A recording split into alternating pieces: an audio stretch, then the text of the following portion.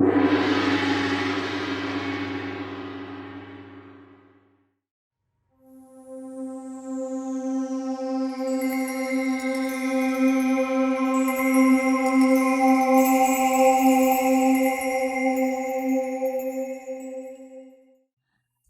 времени суток, мои дорогие подписчики и гости моего канала. С вами канал Энергия Таро, а это значит, что сегодня нас с вами ждет очередной расклад. Перед тем, как мы начнем, хотела бы рассказать вам о нашем втором закрытом канале на Бусти. Слева сейчас появится QR-код, по которому вы можете перейти и за подписку всего в 299 рублей в месяц смотреть шок-контент и те расклады, которых нет и не будет здесь на YouTube-канале, потому что YouTube их может заблокировать, друзья. Именно для этого существует второй закрытый канал на Бусти. И я благодарю всех тех подписчиков, которые с нами на Бусти уже с прошлого года. Друзья, вы помогаете нам становиться лучше. Ваши имена и ники сейчас появятся на ваших экранах. Спасибо вам, что вы есть у нас. Для всех тех, кому неудобен Бусти, есть закрытый телеграм-канал, где все те же самые видео, что и на Бусти, и подписка стоит также 299 рублей в месяц. Для всех тех, кому актуален телеграм-канал, пожалуйста, переходите ко мне в личку. Моя личка указана в комментариях под любым видео на канале Энергия Таро. Туда же в личку вы можете написать по вопросам личной консультации, расклада, обряда, а также по вопросам обучения на картах Таро. У меня есть индивидуальное обучение, есть 3 готовых курса. Это курс Райдера Уэйта, классическая колода, курс Безумной Луны Патрика Валенции, курс Триумф Луны того же самого автора, Патрика Валенции. Сегодня у нас с вами интересная, актуальная тема про зеркала и одноименная колода Алиса в Зазеркалье и волшебника из страны Оз. Здравствуйте, карты! Но для начала поговорим мы с вами о не менее актуальной и проблематичной теме. Мне очень приятно, это блокировка YouTube. У многих из вас очень плохо работает YouTube, не могут посмотреть подписчики наши видеоролики, видеорасклады на нашем канале, поэтому переходите в Дзен. Если вам что-то неудобно на YouTube, всегда можно посмотреть на другом канале. Конечно, было бы очень приятно, если бы вы смотрели нас здесь, но тем не менее, смотрите нас хотя бы где-нибудь, друзья. Переходите в наш телеграм-чат, там мы обсуждаем ежедневно актуальные интересные темы. Там ежедневно я выпускаю мини-расклады для вас на интересующие вас темы, а также, если с YouTube будет все совсем плохо, то мы сможем публиковать там видеорасклады, которые вы сможете смотреть именно там, из первых источников. Ну а мы с вами начинаем, и тема про зеркала, она актуальна была всегда, наверное, друзья, да, потому что каждый из нас хотя бы раз в жизни смотрелся в зеркало. Вообще, францисканец Джон Пэком изобрел зеркало аж в 1279 году, когда описал способ покрыть стекло тонким слоем свинца. При всем при том, как поздно появилось зеркало в истории человечества, не может не удивлять то, сколь огромную роль оно играет в суевериях и народной культуре. С помощью зеркала гадали и гадают по сей день, в период святок, и не только девушки на суженого, друзья. Зеркало как бы приоткрывает пространство потустороннего. Оно и манит, и одновременно пугает, завораживает. Зеркало занавешивают, боятся разбить, не ставят в спальне, а кто-то не смотрится в них после захода солнца. Что же из себя на самом деле представляет зеркало? Если у него обратная сторона, существует ли зазеркалье? И если да, возможно ли оказаться по ту сторону нашего отражения? И первый вопрос, существует ли зазеркалье вообще? Существует ли другой мир внутри зеркала? Карты, скажите нам, пожалуйста, существует ли другой мир внутри зеркала, который именуется в простонародье зазеркальем?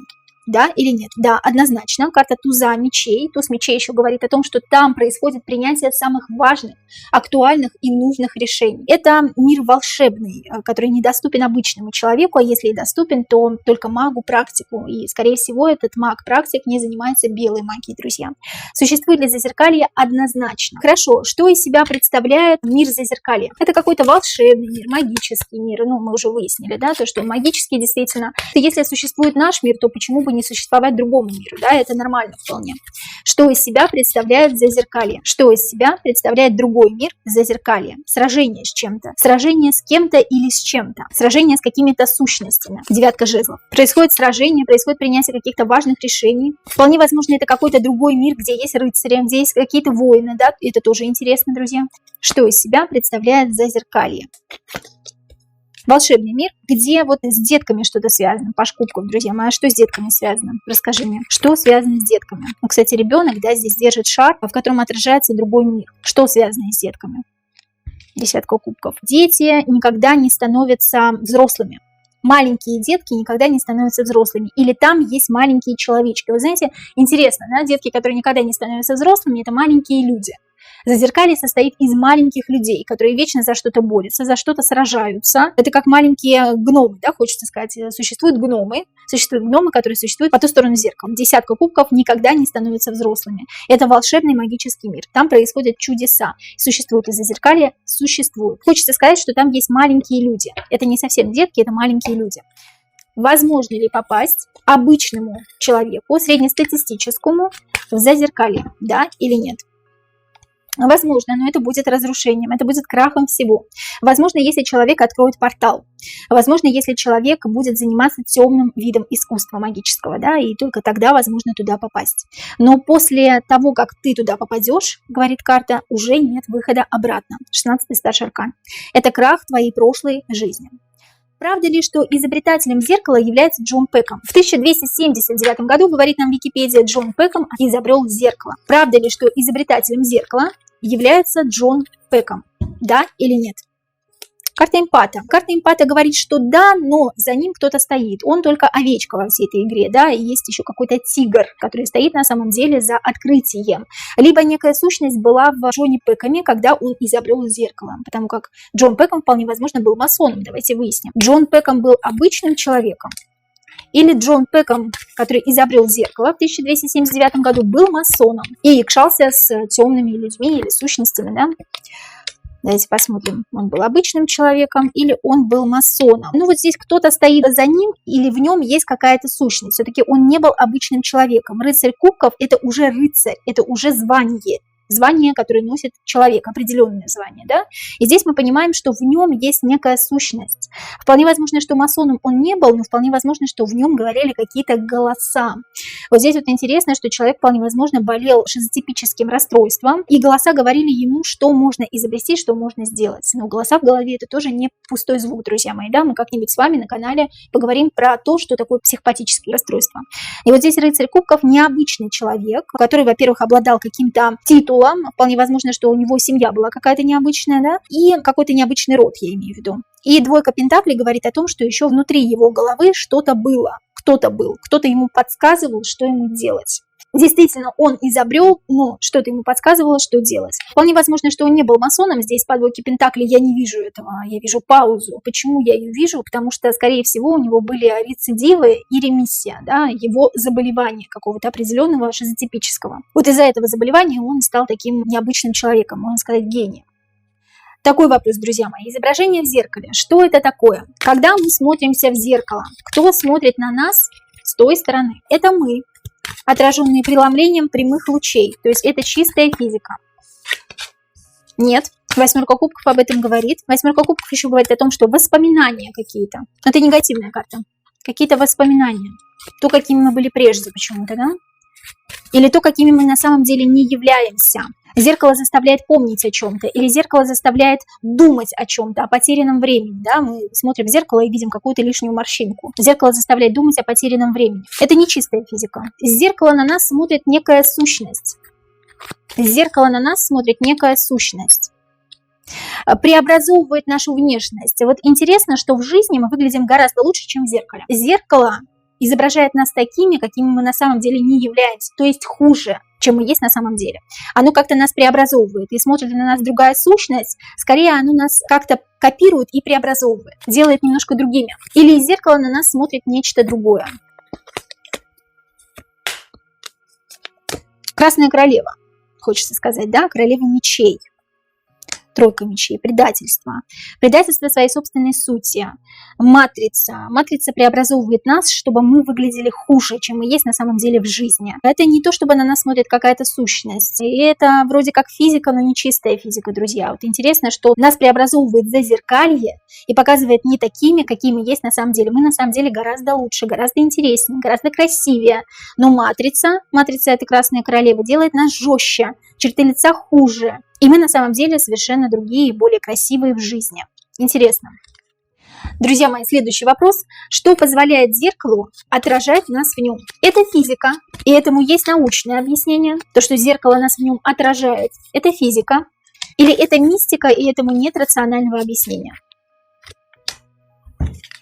Ну, это чистая физика, да? Рыцарь кубков, что отражает нас? Все-таки физика здесь имеется, отражает нас как человека. Рыцарь кубков, но тем не менее здесь имеется что-то еще. Третий параллельный мир, тройка жезлов, неизведанный нами, куда мы не сможем попасть. Здесь и мистика, и физика присутствуют, что позволяет зеркалу отражать нас в нем. Присутствует как мистика, так и физика, друзья. Для каких целей могут использовать зеркала, зеркальные конструкции в общественных местах? Замечали ли вы, что в торговых центрах, в том же самом парке Зарядье, если вы живете в Москве, очень много зеркальных конструкций? Для чего эти зеркальные конструкции нужны? Почему они везде? Это для красоты используются или это используется для откачки энергии? Потому что мы выяснили уже, что есть некий мир, который на самом деле очень опасен для человека, если в него попасть. Для каких целей могут использоваться зеркала, зеркальные конструкции в общественных местах? Они используются для красоты, исключительно для эстетики, или они используются для откачки энергии с человека? Для чего используются? Для откачки энергии с человека, друзья мои. Здесь вышло два младших аркана.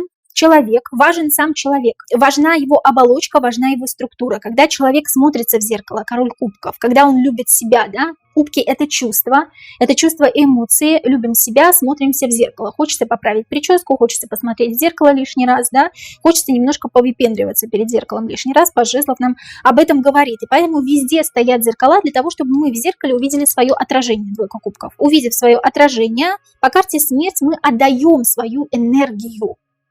Они забирают у нас нашу энергию. Мы, конечно, не умираем, мы, конечно, не тлеем, как вот этот персонаж на карте, но, тем не менее, мы очень много энергии отдаем, когда смотримся в зеркало.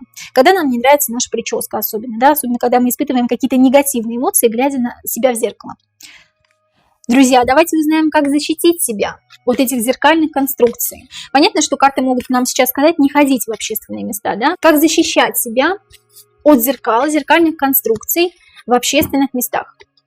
Как защитить себя, быть гусеницей, быть иерофантом, быть мудрее, не смотреться в зеркала просто, да, здесь сказано о том, что быть мудрее, не смотреться в зеркала. Гусеница – это та, кто не думает о себе и о своей внешности, и поэтому в зеркала можно смотреться дома, но желательно не смотреться в общественные места. Тут написано «ху», знай, кто ты есть, да, а ты и так знаешь, что ты прекрасно выглядишь. Возьми с собой маленькое зеркало и посмотрись в него, хочется сказать, что у нас на дне колоды.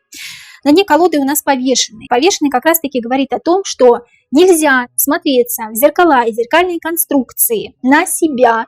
Если вы пройдете мимо, ничего не случится, на себя в общественных местах. Почему? Потому что это отсасывает, забирает вашу энергию. Особенно в массовом скоплении людей, когда много людей. Какие-то концерты, возможно, какие-то мероприятия. В зоопарк вы пойдете с детьми, еще куда-то, да? Старайтесь не смотреться в общественных местах, в туалете в том же самом. Это, конечно, может быть странно звучит, друзья мои, но, тем не менее, мы проверяем теорию. Все, конечно, в ваших руках. Есть несколько поверий, почему зеркала нужно занавешивать, когда человек умирает в доме, или если там лежит усопший и над ним совершают поминальную службу. Одно из поверий, которые лично я знаю, что отражающие поверхности могут забрать дух усопшего, из которого ему будет очень сложно выбраться, и он будет постоянно находиться дома, преследовать живых. Вопрос. Нужно ли занавешивать зеркала в доме, где умер усопший? И для чего? Нужно ли это делать на самом деле?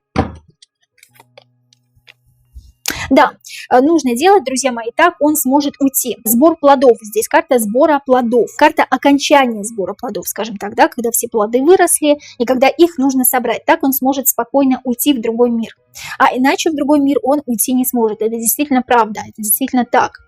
Так он сможет спокойно уйти. Что произойдет, если зеркала в этом случае не занавешивать? Тревога, много голосов. Тревога, много голосов. Он останется в доме.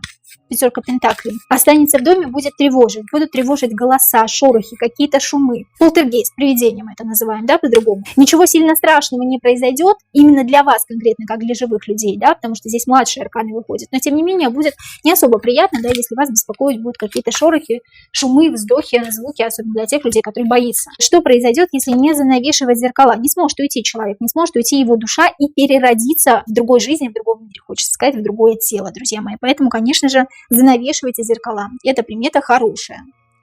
Святки девушки гадают на суженого, выстраивая из зеркал длинный коридор, в конце которого во время призыва этого самого суженого они должны увидеть некого человека, который по поверью должен будет стать их женихом. Вопрос.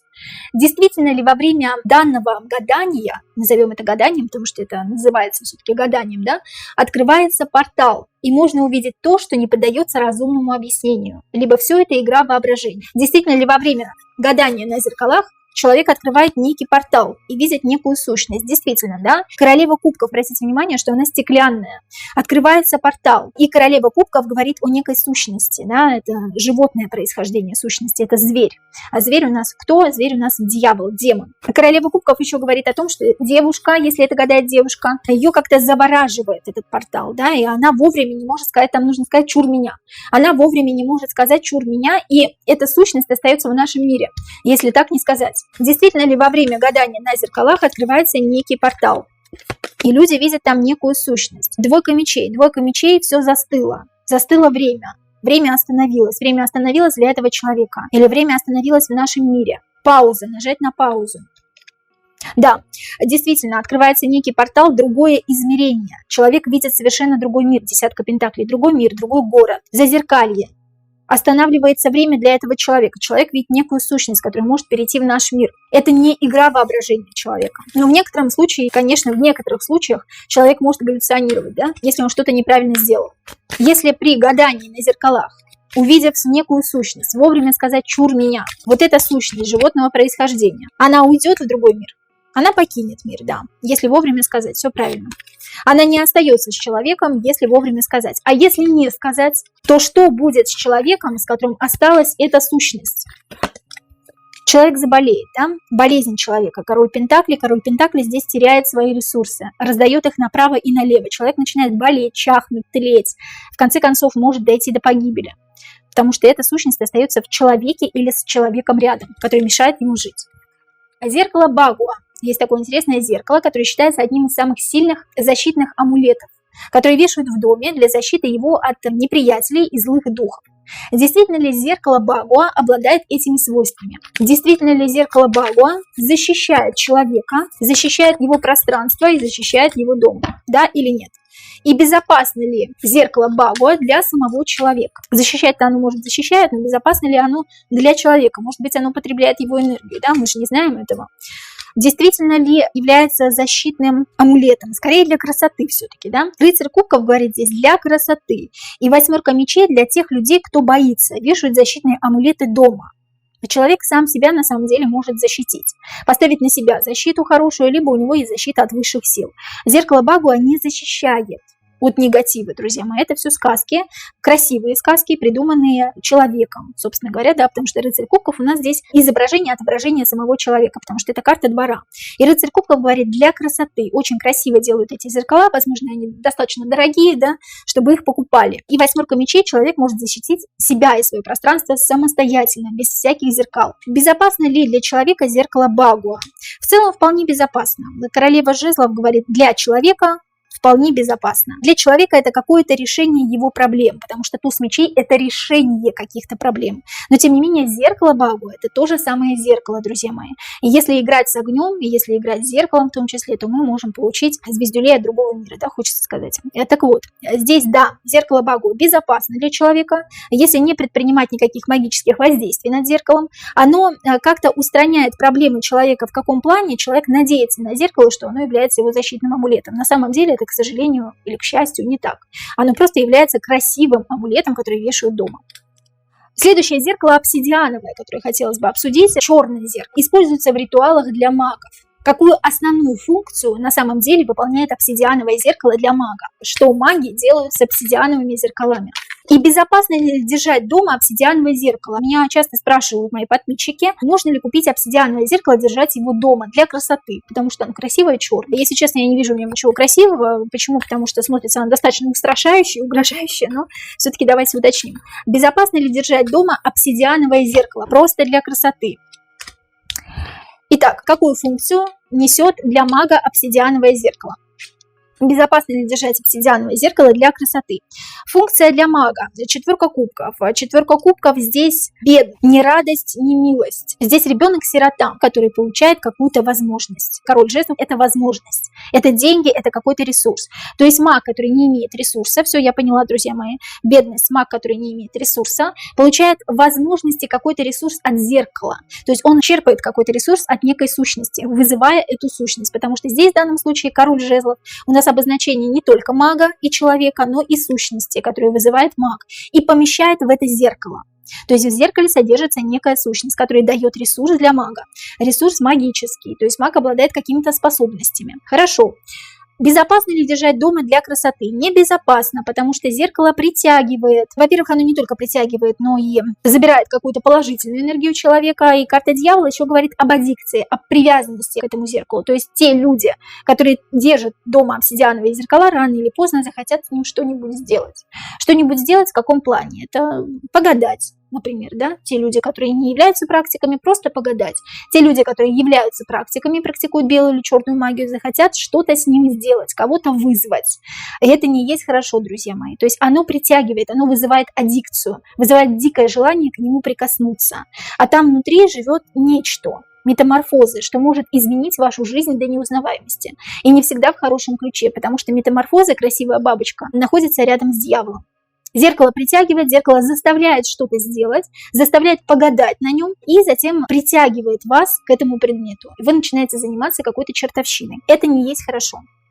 Действительно ли человека, который разбил зеркало, будут преследовать неудачи? Есть поверье, что если ты разбил зеркало, по-моему, 7 лет тебя преследуют неудачи, если я не ошибаюсь. Действительно ли человека, который разбил зеркало, будет преследовать цепь неудач? Двояко, двояко. Двойка пентаклей. Давайте дополним эту карту. Здесь двояко. Здесь, видимо, смотря как разбить или смотря кто разбил. Но вот если человек разбил зеркало, вот если я разбила зеркало, будет ли меня преследовать цепь неудач? Давайте так. Будет ли меня преследовать цепь неудач, если я разбила зеркало? Да. Четверка кубков. Если человек самостоятельно разбил зеркало, будет связано что-то с финансами, с финансовыми ресурсами. Четверка кубков. Четверка кубков еще говорит о том, что ресурсов не будет, сил не будет, энергии не будет у человека, да? А если кто-то другой разбил, допустим, и человек в него посмотрелся, то ничего не будет.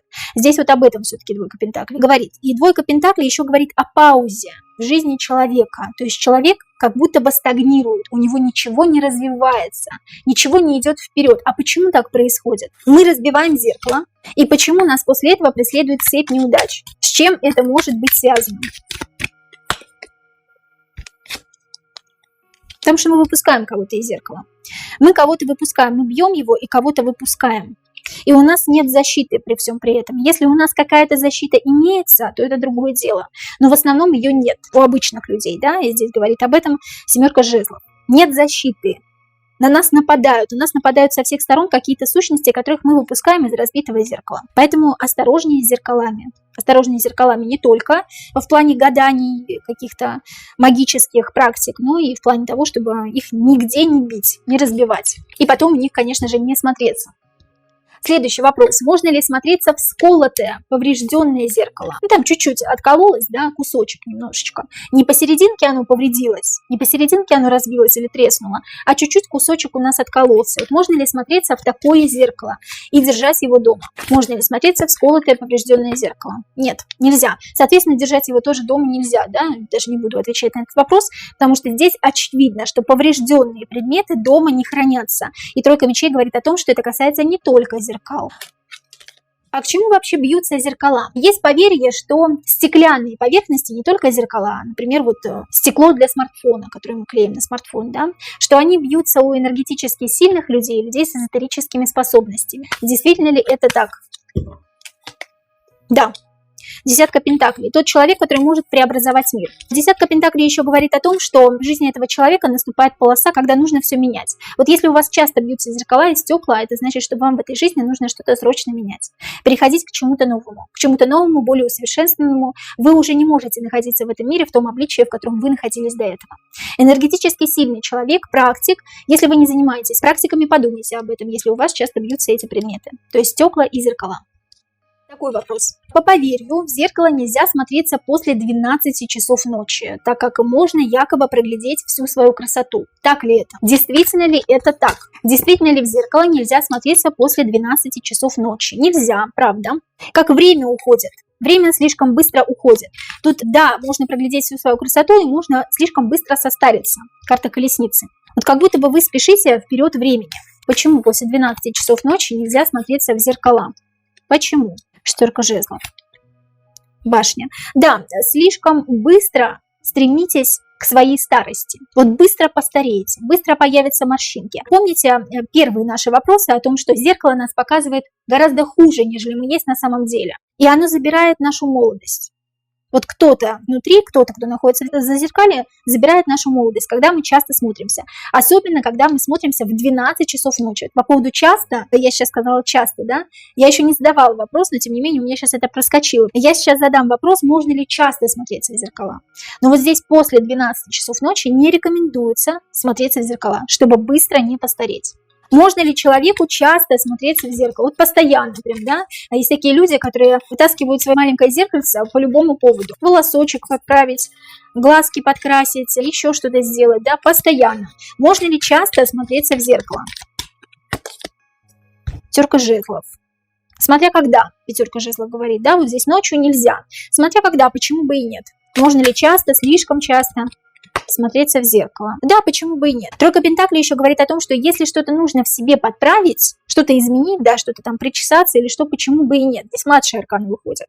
Но вот именно после 12 часов ночи есть поверье о том, что вы проглядите всю свою красоту, и действительно это так. Тут даже не про красоту речь, а про свое физическое возрастное состояние, скажем так, да, вы прибавите себе возраста. А можно ли смотреть в зеркало в темноте? Говорят, что можно увидеть какую-то сущность, или у нас разыграется очень сильное воображение, мы сильно испугаемся чего-то. Можно ли смотреться в зеркало в темноте? Нет, нельзя. Карта дурака, обнуления, полной трансформации. Здесь можно кого-то увидеть. Можно увидеть какую-то сущность. Алиса у нас девочка, которая уснула и увидела нереальный мир. Можно увидеть нереальный мир, и можно попасть туда, в этот нереальный мир, да? Можно стать невольным свидетелем существования этого нереального мира, и можно туда попасть. Нечаянно.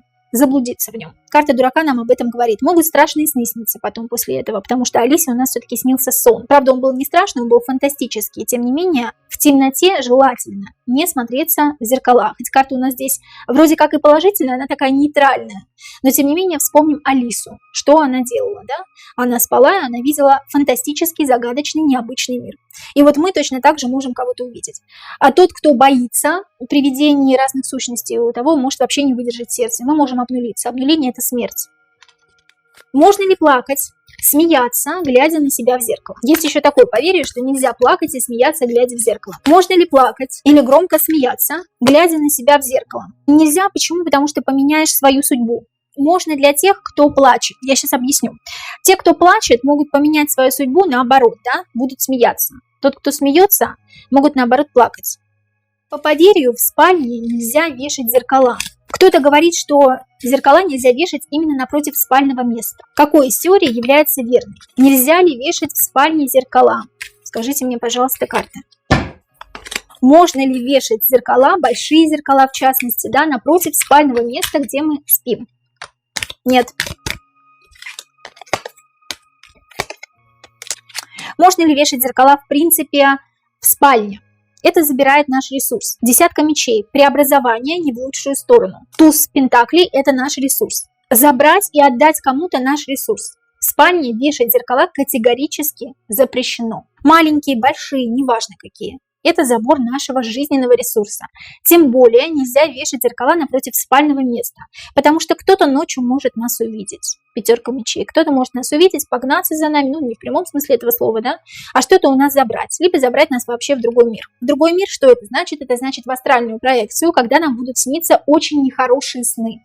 Те люди, которые спят напротив как раз-таки зеркала, им могут сниться очень нехорошие сны. В таком случае очень хорошо помогает ловец снов, если вы никуда не можете перенести свое зеркало, друзья мои. Обратитесь ко мне в личку, я вам расскажу, как его зарядить, как приобрести ловец снов. Ловец снов можно приобрести везде, на Валбересе, он продается в Озоне, да, и так далее. деле. Тройка жезлов – это переход в другое пространство, в другой мир, в другое измерение. В конце концов, если мы не маги, не практики, не сможем попасть просто так, да, нас просто так не заберут туда. Такого волшебства в жизни не то чтобы не случается, не со всеми оно случается, скажем так, да, но в астральной проекции мы можем видеть очень нехорошие, правдоподобные сны, которые потом будут сбываться в реальности, то есть вещи сны, да, и поэтому напротив спального места лучше не размещать зеркала. И вообще лучше их из спальни убирать или накрывать на ночь. Так тоже можно сделать. Действительно ли зеркала нельзя вешать друг напротив друга? И почему? Еще 2 вопроса, друзья мои, мы заканчиваем. Если у вас остаются какие-то свои вопросы, пожалуйста, пишите их в комментариях, и мы сделаем шорт-видео по вашим вопросам, по самым интересным вопросам. Действительно ли зеркала нельзя вешать друг напротив друга? Да, почему зеркала нельзя вешать друг напротив друга? Что-то остается в нашем мире. Что-то открывается и остается в нашем мире. Почему зеркала нельзя вешать друг напротив друга? Открывается портал. Верховная жрица – это женщина, которая открывает портал между 2 колоннами. Здесь конкретно этого не указано, но если вы посмотрите на классическую колоду Райдера Уэйта, то практически везде, не только на этой колоде, верховная жрица сидит между 2 колоннами. 3-я колонна – это пространство. И она открывает дорогу в это пространство, в 3-й мир, который не существует для живых душ. Мы можем открыть портал, и что-то может остаться здесь. Что-то, что не принесет нам с вами положительных эмоций, потому что здесь 9 жезлов. Остановка чего-то. Остановка, деградация нашей жизни. Что-то у нас будет перекрываться, какие-то дороги будут перекрываться нам. Вот карта колесницы – это дорога. Карта 9 жезлов – перекрытие дорог. Карта колесницы отвечает: да, нельзя вешать зеркала друг напротив друга.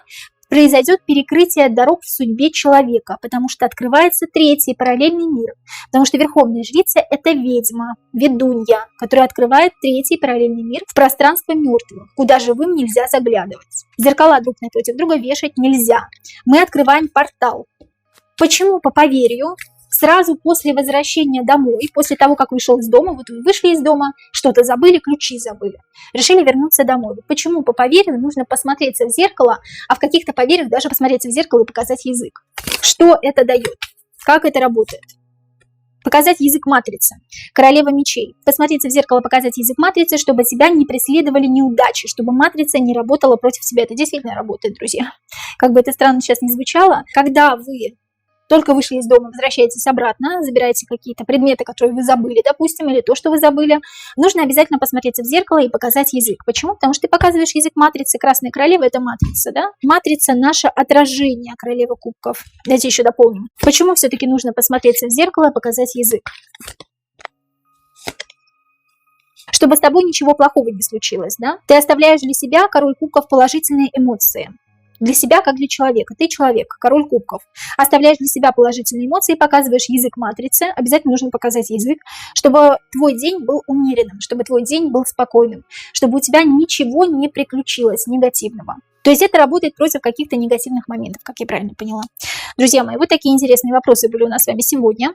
Задавайте, пожалуйста, свои вопросы в комментариях под этим видео. Самые интересные вопросы мы будем публиковать в шорт-видео. Про зеркала, возможно, про какие-то другие темы, да. Пишите, какие темы вам актуальны и интересные. Обязательно заходите в наш телеграм-чат, где, если будет блокировка YouTube, все равно будут выходить видео, друзья мои. А я вас очень люблю и до новых встреч.